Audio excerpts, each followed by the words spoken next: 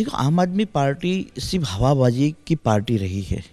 बड़ी बड़ी बातें करती है, जनता को गुमराह करने का काम करती है, झूठे वादों को लेकर जनता को अपनी तरफ खींचने का उनका ये काम रहता है। पंजाबमध्ये आपण आहोत। आज पंजाबमध्ये राहुल गांधी सुद्धा येत आहेत आणि त्यानिमित्तानं काँग्रेसचे अनेक नेते सध्या पंजाबमध्ये पोहोचलेले आहेत। गुजरात काँग्रेसचे युवा नेते आणि ज्यांना या 5 राज्यांच्या निवडणुकीमध्ये एक महत्त्वाची जबाबदारी दिलेली आहे। यूपीच्या एकूण लिस्टमध्ये स्टार प्रचारक म्हणून ज्यांचं नाव आहे ते हार्दिक पटेल आता माझ्यासोबत आहेत। आता आम्ही आहोत चंडीगढ़ में। हार्दिक भाई, पंजाब में आप पहुंचे हैं, 5 राज्यों के चुनाव हो रहे हैं, इसमें कैसे देखते हैं आप कांग्रेस की स्थिति, खास करके पंजाब में जहां पे आपकी सरकार थी और आपको ये सरकार फिर से लानी है, क्या इसको वापस ला पाएंगे? पूरे देश में कांग्रेस पार्टी को लेकर इन 5 स्टेटों में अच्छा माहौल भी है और जनता का प्यार भी है।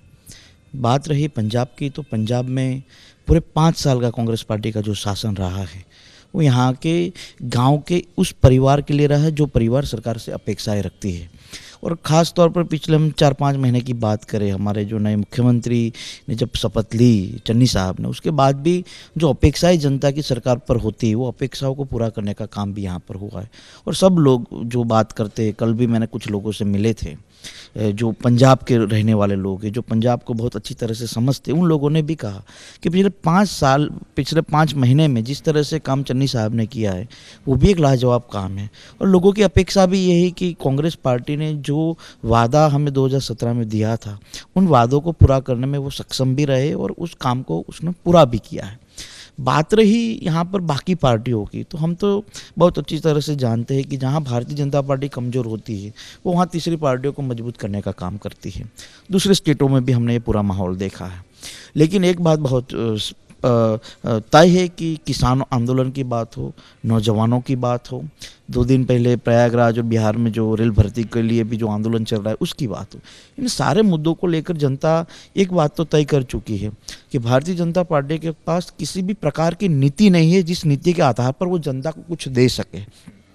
और पंजाब में कहाँ है भारतीय जनता पार्टी? जिन 700 किसानों की हत्या भारतीय जनता पार्टी के शासन के दौरान हुई है, उस किसानों की आंखों में आज भी आंसू निकल रहे हैं। और वो सब जानते हैं कि आपने 3 काले कानून गलत तरीके से लागू किए थे, फिर आपको लगा कि चुनाव आ रहे हैं, चलो वापस लेने चाहिए तो वापस ले लिए। पंजाब में एक ऐसी पार्टी आपको चुनौती दे रही है जो अपना दूसरा चुनाव लड़ रही है, और ये बात आपके गुजरात में भी हमें थोड़ी सी दिख रही है कि आम आदमी पार्टी वहाँ पे मतलब अपने पैर जमाने की कोशिश कर रही है। तो कैसे देखते हैं आप आम आदमी पार्टी के इस देखो, आम आदमी पार्टी सिर्फ हवाबाजी की पार्टी रही है। बड़ी बड़ी बातें करती है, जनता को गुमराह करने का काम करती है, झूठे वादों को लेकर जनता को अपनी तरफ खींचने का उनका ये काम रहता है। आम आदमी पार्टी कहीं ना कहीं भारतीय जनता पार्टी के अंडरटेकिंग पार्टी होती है, ऐसा दिख रहा है। जहां भारतीय जनता पार्टी को लगता है कि यहाँ हम थोड़े कमज़ोर हो रहे हैं, तो जिस जनता की नाराज़गी हमसे है तो वो कांग्रेस में वोट ना चले जाए, तो चलिए दूसरी किसी पार्टी को हम मदद कर दे ताकि नाराज़गी वाले वोट उसी पार्टी में चले जाए।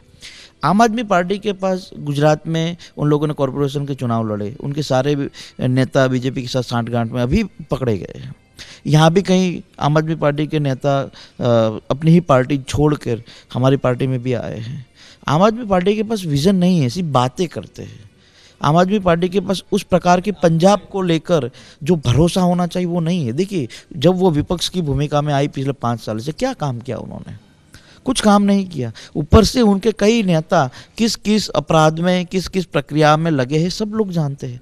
आम आदमी पार्टी को लेकर हम मानते हैं लोकतंत्र की प्रक्रिया है, उसमें हर किसी पार्टी को चुनाव में आना चाहिए, लेकिन यहाँ सीधी लड़ाई जनता की है और जनता चाहती है कि कांग्रेस पार्टी को बहुमत से सरकार बनाने। कह रहे हैं कि जहाँ पे बीजेपी कमज़ोर होती है वहाँ पे वो ऐसे प्रयोग करती है, लेकिन गुजरात में क्या है? गुजरात में इस चैलेंज को कैसे देखते हैं? वही बीजेपी को लगता है कि जनता 25-27 साल से हम लोगों से धीरे धीरे नाराज़ हो रही है, तो वो वोट कांग्रेस में ना चले जाए तो क्या करना है, तो कि चलो किसी पार्टी को मदद करते हैं और ऐसी सीटों पर चुनाव लड़वाते हैं। उन्होंने यही किया।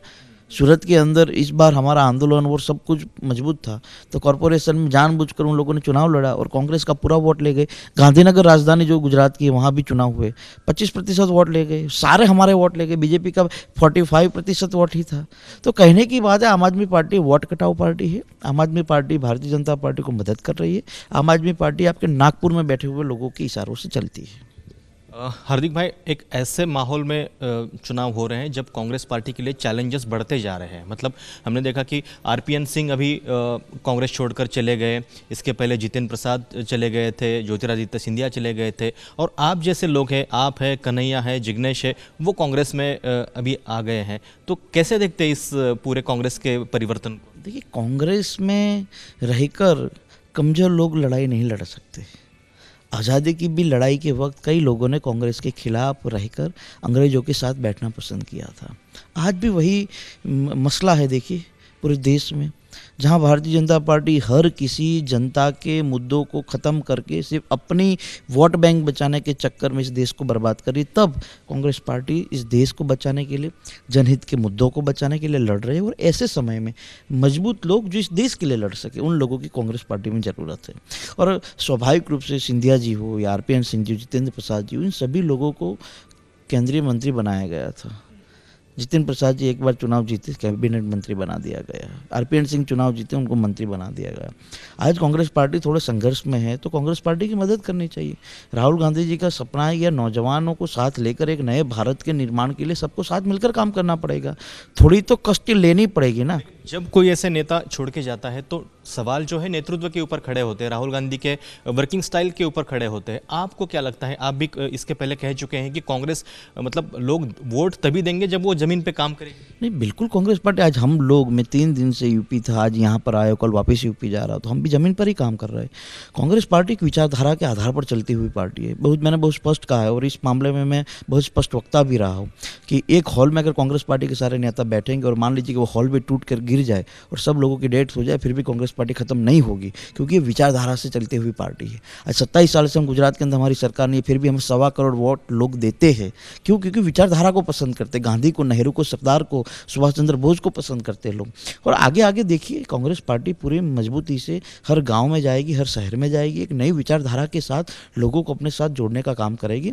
और आप और हम सब जानते हैं, बॉस, कोई बोलता नहीं है कि कांग्रेस पार्टी के पास ही वो नीति थी जो नीति से इस देश को आगे बढ़ाने का काम हुआ है। यूपी में स्टार प्रचारक है, वहाँ पे बीजेपी के लिए मतलब कई सारी चुनौतियाँ हैं। कल अमित शाह जाट नेताओं से जाकर मिले, उन्होंने अपील भी की कि जाट तो हमारे साथ 650 सालों से रहे हैं। देखिए, पहली बात, देखिए, जब वो लोग तकलीफ में आते हैं तो वो वही पॉलिटिक्स करते हैं, और जब हम लोग उसी समुदायों के लिए जब लड़ाई लड़ते तो हम लोगों को वो जातिवादी कहते हैं। आज वो चुनाव जीतना चाहते हैं तो वो बोल रहे जाट हमारे साथ है। तो वही जाट जब दिल्ली की बॉर्डर पर बैठा था और जब वो एक एक करके अपनी जान दे रहा था इस देश के लिए, अपनी ज़मीन के लिए, अपनी किसानी के लिए, तब तुम लोग कहाँ थे? और तुम किस 600 साल की बात करते हो? तुमने तो हर बार जब इस देश के बचाने की बात है, तब तक भारतीय जनता पार्टी और आरएसएस के लोगों ने इस देश को तोड़ने का काम किया है। तो ये तो सिर्फ चुनावी मुद्दा है, चुनावी प्रक्रिया का एक मुद्दा है कि हमारे साथ वो है, हमारे साथ वो है। उत्तर प्रदेश में भारतीय जनता पार्टी की सरकार नहीं बनेगी। पूर्ण रूप से हम लोग पूरी ताकत से भारतीय जनता पार्टी को हराने के लिए काम करेंगे।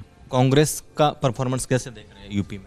देखिए, प्रियंका जी ने पिछले 2-3 साल से ज़मीनी स्तर पर, बूथ स्तर पर टीम बनाने का काम किया है। और देखिए, हर एक चीज़ होती है कि आपने हमें जिम्मेवारी दी, हमने उस जिम्मेदारी को पूरा किया है। हमने 3 साल में उत्तर प्रदेश में कांग्रेस को खड़ा करने की जो जिम्मेदारी थी उसको पूरा करने का काम किया। और आप जानते हैं कि जब जब उत्तर प्रदेश में दिक्कत आई है, तब तक कांग्रेस पार्टी खड़ी रही, चाहे वो हाथरस का मुद्दा हो, चाहे लखीमपुर का मुद्दा हो, चाहे उन्नाव का मुद्दा हो, चाहे देवरिया का मुद्दा हो। तो हर मुद्दे पर कांग्रेस पार्टी ने अपनी जिम्मेवारी निभाई और मुझे भरोसा है कि जनता भी अपनी जिम्मेवारी निभाएगी। 80-20 का समीकरण बताया जा रहा है, मंदिर की बात होगी, फिर इसको कैसे? देखिए, हमारी संस्कृति तो हमें ये कहती है कि हम सब एक है, हमारी मानवता एक है और हम एक दूसरे की मदद करनी है। भारतीय जनता पार्टी पूरे चुनाव में क्यों अपने 5 साल का रिपोर्ट कार्ड लेकर नहीं आ रही है? 5 साल में कितने लोगों को रोजगार दी? 5 साल में कितने किसानों को गन्ना का बकाया चुकाया आप लोगों ने? 5 साल के भीतर कितनी महिलाओं की सुरक्षा आप लोगों ने की? 5 साल के भीतर कितने नए डेवलपमेंट किए? बताइए। जितने भी डेवलपमेंट हुए वो यूपीए गवर्नमेंट के टाइम जो भी प्रोजेक्ट लागू हुए तो वो धीरे धीरे खत्म हो रहे हैं, उसकी ही आप पट्टियाँ काट रहे हैं। तो 5 साल के विकास की बात क्यों नहीं हो रही? क्यों हिंदू मुसलमान की बात हो रही है? क्यों जातीय आधार और धर्म के आधार पर चुनाव लड़े जाते हैं? ये सबसे दुख की बात है। आज भी हमारा देश नहीं जागरूक होगा इस मुद्दे को लेकर, नौजवान अगर जागरूक नहीं होगा तो फिर आने वाले दिनों में रोजगारी की बात कहाँ से होगी? आने वाले दिनों में IIT IIM बनाने की बात कहाँ से होगी? इन 5 राज्यों के बाद सबकी नज़र तो गुजरात पे होगी। क्या गुजरात में मिड टर्म चुनाव होने जा रहे हैं? ऐसी खबरें आई थी। भारतीय जनता पार्टी को अगर लगेगा कि हम चुनाव हार रहे हैं तो कुछ भी कर सकती है, लेकिन जितना मैं भारतीय जनता पार्टी को जितना समझता हूँ, वो एक दिन पहले सत्ता कभी नहीं छोड़ती, तो वो नहीं चुनाव कराएगी। लेकिन हम पूरी तरह से तैयार हैं गुजरात में। अरे तब जब हम लड़े थे तब 21 साल के थे, आज हम 27 साल के हुए हैं। पूरी ताकत से लड़ेंगे, पूरा गुजरात उनके खिलाफ है। और आप सब जानते हैं कि गुजरात की स्थिति क्या है। सिर्फ बड़ी बड़ी बातें करना, हवा में बातें घुमाना, उससे देश नहीं चलता, उससे सरकारें नहीं चलती। सरकार चलानी है तो जनहित की बात करें, सरकार चलानी है तो गाँव की बात करें, सरकार चलानी हो तो इस देश की बात करें। एक आखिरी सवाल, ये जो सारे लोग चले गए कांग्रेस छोड़कर, इनको राहुल गांधी की टीम के नेता मतलब कहा जाता था, आज एक नई टीम बन रही है, आप हो, कन्हैया है, जिग्नेश मेवाणी हो, तो क्या ये नई टीम कांग्रेस? ये कांग्रेस की टीम है। ये कांग्रेस के साथ खड़े रहकर इस देश को बचाने की टीम है। सरदार पटेल जी हो, नेहरू जी हो, पंडित महात्मा गांधी जी, इन सब लोगों ने एक टीम बनाई थी इस देश को बचाने के लिए। और आज हम लोग एकजुट हो रहे हैं, एक साथ खड़े हैं, सिर्फ इसीलिए क्योंकि इस देश को बचाना है। हमारे जो पूर्वजों ने भूमिकाएं निभाई थी इस देश के लिए, वही भूमिका हम लोगों को निभानी है। हम राहुल जी के साथ खड़े हैं, हम कांग्रेस के साथ खड़े हैं। क्यों? क्योंकि उनकी विचारधारा अच्छी है, वो व्यक्तित्व अच्छे है और उनके पास एक विजन है इस देश को लेकर। प्रधानमंत्री पंजाब में आए थे तो बहुत बड़ा बवाल हुआ था, उन्होंने कहा था कि मेरी जान को खतरा। देखिए, ये पंजाब है। हमने जितने तिरंगे नहीं देखे ना, उतने तिरंगे में तो पंजाब के बेटे हर दिन लिपट के आते हैं।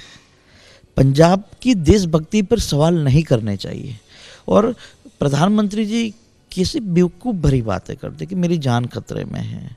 अरे भाई साहब, आप देश के प्रधानमंत्री, आपके पास इतनी सिक्योरिटी चलती है, और वीडियो का जब चेक करेंगे भारतीय जनता पार्टी के ही कार्यकर्ता उसके पास है।